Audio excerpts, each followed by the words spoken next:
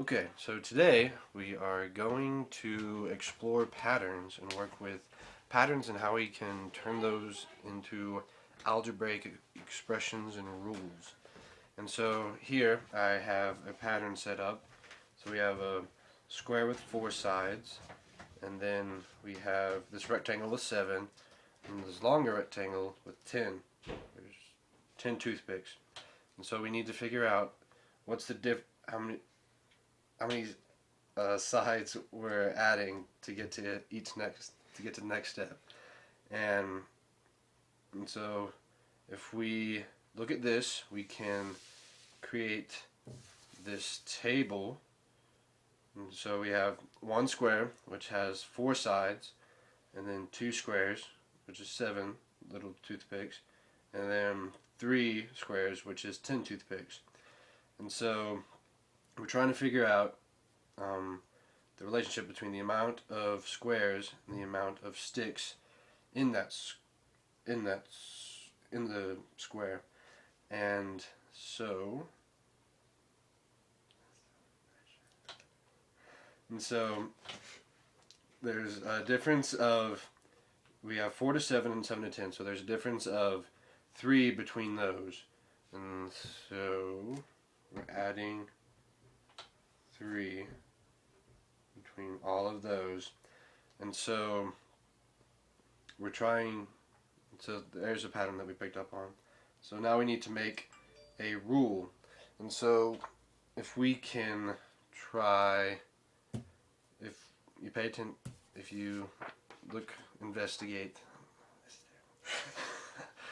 that you discover that the rule is 3x plus 1.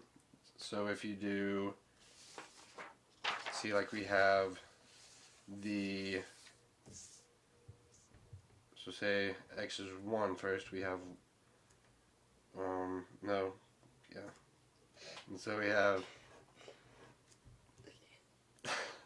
3 times that plus 1 equals 4. And so that works out for the first square. And so now x would be 2. So we have our 3 plus 1. So we have 3 times 2 equals 6, plus 1 equals 7. And then we have our 3, and so x is 3 this time. 3 plus 3 equals 9, plus 1 equals 10. And so the 3 is the constant because it's the slope. It's what's changing in between each of the amount of sticks that is changing. And so if we keep on going down the table, we'll have the 3, and then we'll have times 4 plus 1. So 3 times 4 is 12, plus 1 is 13. So if we go back to our table, we can fill that in. We can just work our way down. So we'll have 5 and 6 and 7. Then we'll have 3 plus 1 plus 1 plus 1. So we have 3 times 5, which is 15, plus 1 equals 16. So we can go to a table and fill that out. And then 3 times 6, which is 18, plus 1 gives us 19. And 7 times 3 is 21, plus 1 is 22. But since we have this rule of 3x plus 1, we can plug in any number that we want to for x, and we'll get the number of sticks. So say we wanted to, if we had 20 squares, we could figure out how many sticks that would be. And so we have 3 times 20, which is 60, plus 1, which equals 61.